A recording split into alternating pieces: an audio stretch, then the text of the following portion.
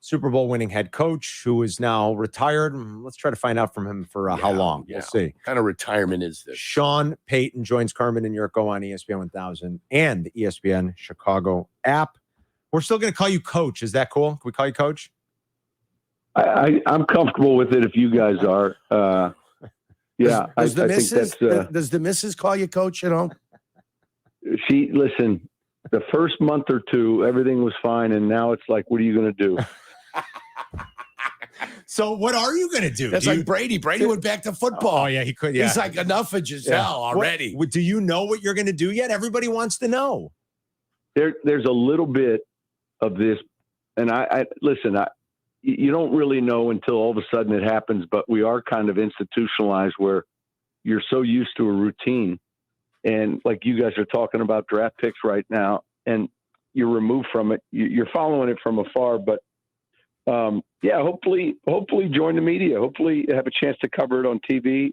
There's a couple things that we're finalizing here, and then certainly for the upcoming season, cover it from a different perspective, hopefully television. Can you what is it you can share with our audience? Can you share anything? That's certainly it. Yeah, you gave us a teaser there, but we'd like to. Both a couple of these opportunities are in studio, and there's the Amazon group is going to be covering Thursday nights this year for the first time, and that's going to be for the next 11 years.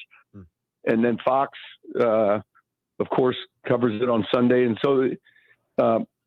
I had a chance just to visit with a few of these folks down at the Super Bowl, and I think we'll know something here more in the next 3 or 4 days. Do you have an idea about how long you might want to do that? Do you think it'll be a year and then you're going to go back to coaching, or do you really not know yet, Coach? I honestly don't know. I said this when I left New Orleans, I can't say that I'm not going to coach again. I really can't. I enjoy it. There's a passion you have for it. And yet, man, 16 years was a long time. And it didn't seem that long, but do you want to be up till 2 a.m., drinking Mountain Dews and putting together game plans? And I know people say, well, you don't have to do that anymore. Well, that's just how it worked for me.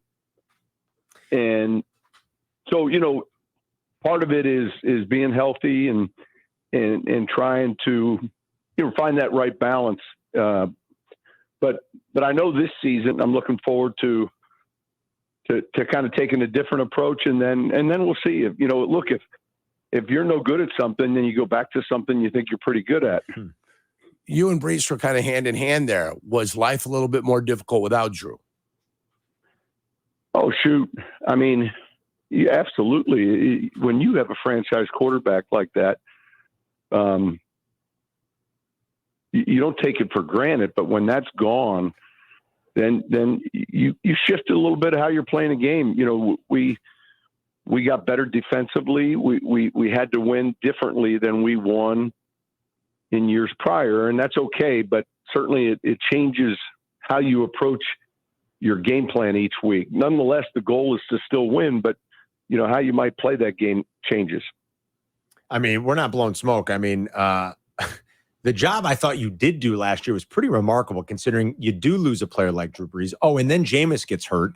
Michael Thomas doesn't play all year. Like it's to go 9-8 was something.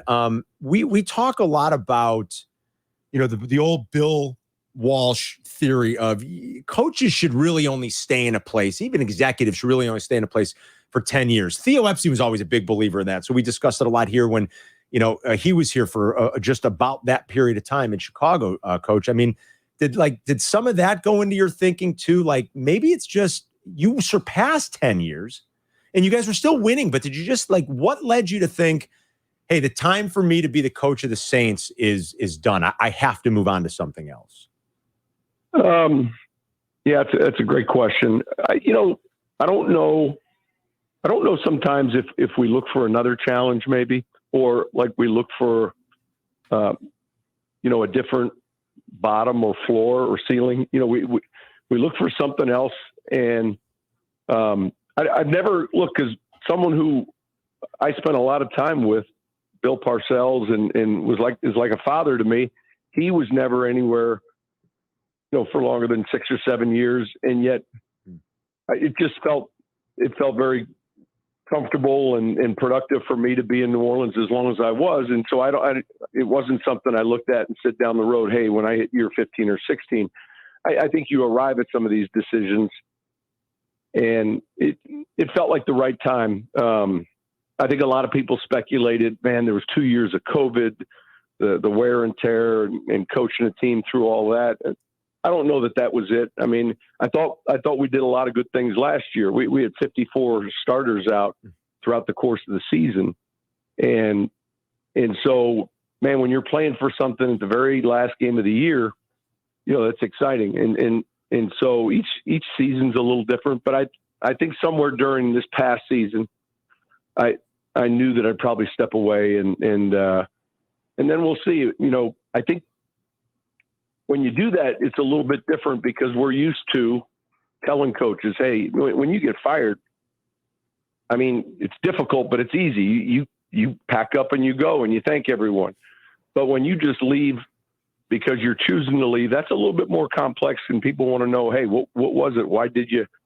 And it wasn't one thing specifically, more than just a gut feeling that it was the right time. You had time in Dallas. You coached out in Dallas. Jerry Jones is a tremendous admirer of yours. If Jerry Jones shares his admiration for you, I mean, would that be a perfect landing spot for a Sean Payton sometime in the future? Oh, listen, I knew at some point we'd get around to the Dallas Cowboys. Yeah. Oh, yeah. You knew it wouldn't take long. Oh, yeah, I know. That's where you saw Tony, and you want to drag him to New Orleans way back when.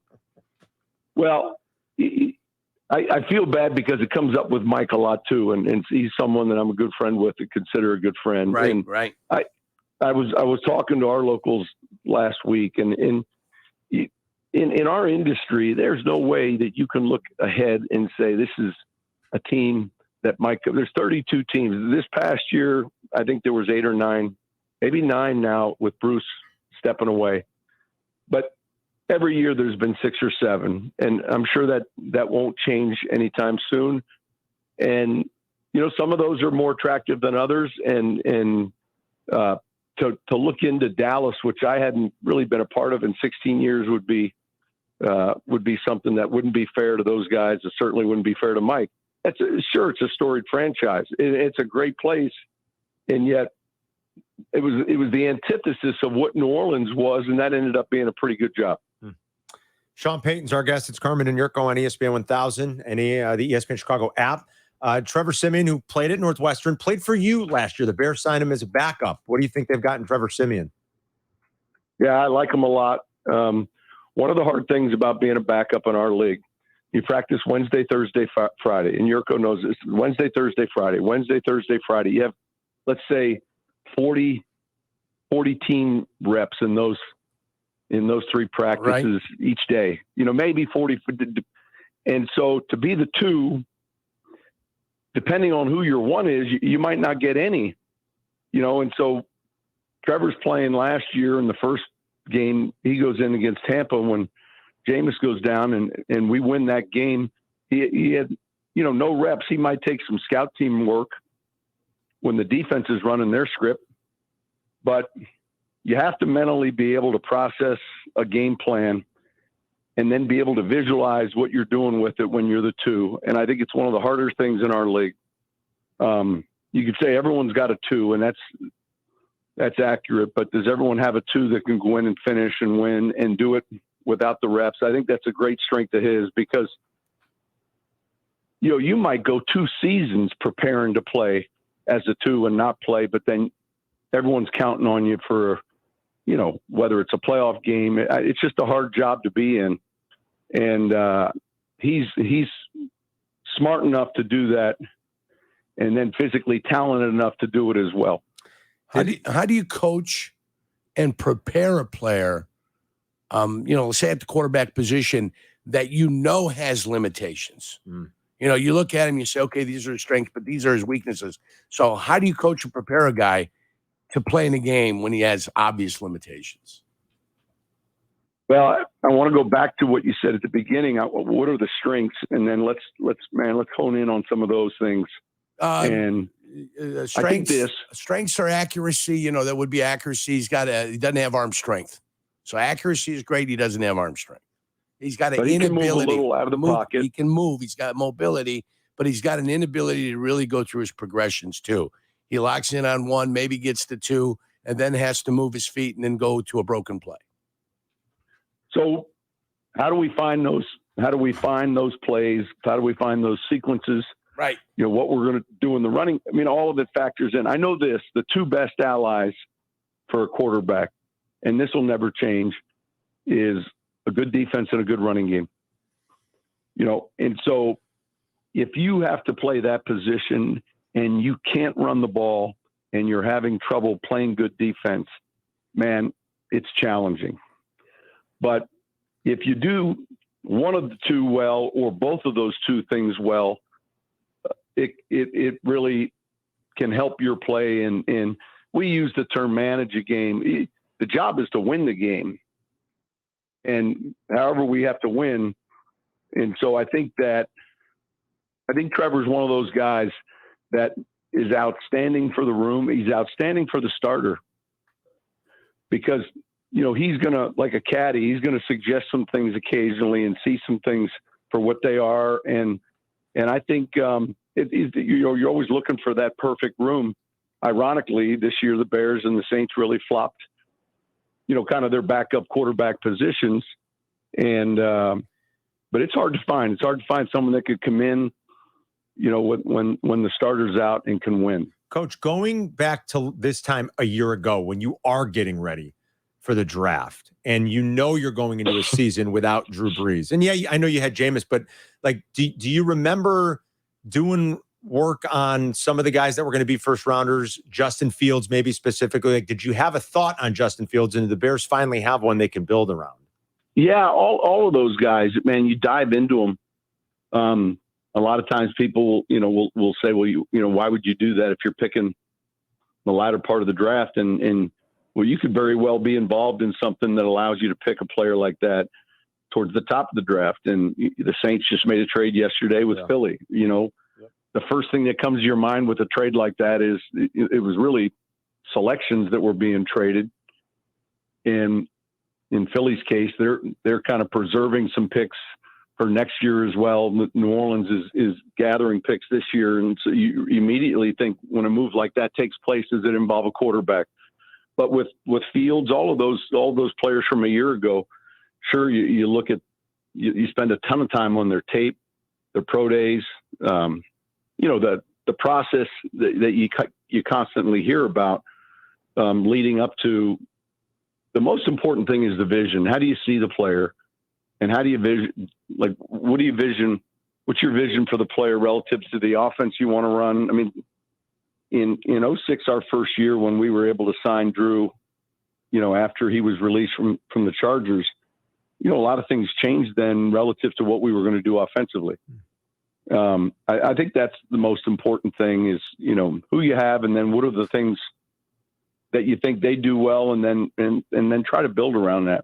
Did anything stand out that you can recall about Justin? Oh man, the arm strength, some of those throws, the in the postseason. I mean, when you watch some of the down the field throws, it was Clemson. I think that we saw, man, there were some fantastic throws. So you have the arm, and then you build some of that off your heavy play action, and then there's a comfort level you see with him being at a high profile school like Ohio State. I mean, we spent a lot of time on Ohio State players, so there's a competitiveness to it, and these guys seem younger and younger, and yet they're really just as much, if not more, prepared to play because of the passing backgrounds they're seeing now in college. Yeah. Another minute or two with Sean Payton joining Carmen and Jurko on ESPN 1000. The most important question is, what did you think of the job that Kevin James did playing you in home team? Did he pull it off? It's a good question. I think so. I mean, look, I think when you watch something like that, that's about you, and you recognize a lot of it is just for the movie. I think with acting, there's nothing that says I got to look like or appear like I agree with you. I agree with you. As long as he can act the part, yes. Yeah, he's playing a part, and I know this. I know we spent a lot of time on it, and we spent a lot of time talking about it. He wanted to know everything. He wanted to know about football. He wanted to know about practice. He asked a lot of questions. Obviously, when you're an actor, you dive into somebody and as best you can try to emulate, certain things. And I felt, man, I certainly from afar felt his interest, and I think I know they were excited about the movie, and that's what's most important. It's got a lot of comedic moments. It's good. It's well done. You can watch it with the family. It does. It gives you, I think, a little bit of the insight of just how hard it is for people in your position in life to sort of balance those two things. The amount of time that seems to be required to coach a professional football team. It probably surprises people that aren't in this all the time, like what we do, what you guys do, what people that cover the league do. But and I don't know that it has to be the way. It just seems like for you said that's the way it does work for you. But I think you get an idea of just like how hard it is to do both of those things. Maybe it shouldn't be, but it can't be easy all the time that is required to coach football and still, be there for your family and try to raise a family. It's really a hard thing, isn't it? Yeah.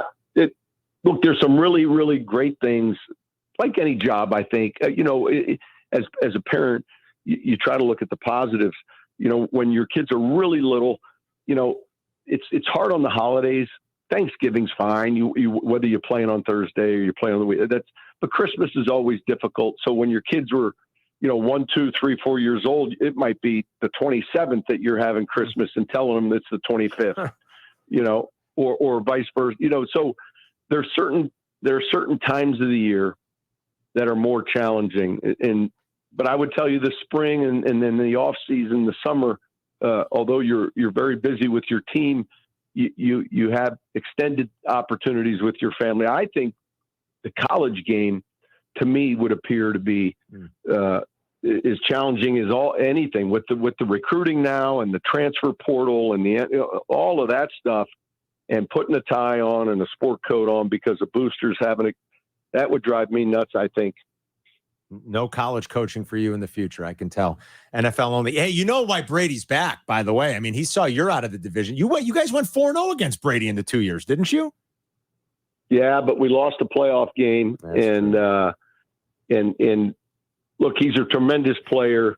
To see him step away and then all of a sudden come back, I know everyone in the division was kind of like, you'd much rather him, have come back with a different team. But it's really unbelievable to see what one person really, the impact he had on that team and that organization, because they've been in our division, and someone who knows them well, all of a sudden you see the receiver play change, you see the running back play change, the tight end they bring, just the impact one guy like Tom had was really remarkable. And then to win a Super Bowl the first year he's there is well, we've seen it now 2 years.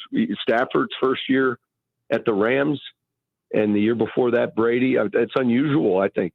Enjoy your off season where you're not, doing all this crazy work for your team, and just enjoy it. Are you going to Augusta this weekend? You're going to head up to Georgia and maybe watch some of the golf action? I'm going to watch it on TV. I think everyone's excited to see. I mean, it's amazing. Tiger's going to be playing, it appears he's going to be playing. And I just think that storyline's unbelievable considering what he just went through. Who's your pick? And well, gosh, I don't follow it well enough now. Obviously, there's a number of these younger guys. I've got some close friends that are playing, Ryan Palmer, a few of these guys that I've met over the years. But I think I have no idea. Coach, He's 125-1, Ryan Palmer. Well, he's in the field. I think we should put a shekel or two on That means him. he's got a chance. Just hey, a little something. Yeah. A little something. A little something, keep it interesting. We look forward to seeing where you end up here in the next couple of weeks. And Next couple days, 3-4 days. 3-4 days? Yes. Okay. Well, we look forward to that, and we'll bug you maybe just once during the season to come on as Sean Payton, the analyst, okay? That would be great, as long as it's not a podcast. No, it's a radio show. What's wrong with the podcast? He's anti-podcast. Nothing. Here's the thing, though. When you step away like this, everyone's got a podcast for you. Like they want you to come on their podcast. Yeah. And then you really didn't know. I didn't know what a podcast was. My first one I ever had, I talked to the guy for about 35 minutes. He says, we're winding up. I said, when are we starting the podcast? He said, that was it. I said, you're talking, it's just a telephone call. Yeah. And so it's a fancy name for like, do you want to listen into our phone call? Yes, basically. Well, ours is a radio show kicking ass on the wild side in Chicago. That's awesome. Well, we won't do it as a podcast. You just come on the air and we'll talk football at some point during the season. All right? I like it. Thanks, Coach. All right, we Coach. appreciate it as Thank always. you. All right, guys. We'll see you. See ya. There's Sean Payton.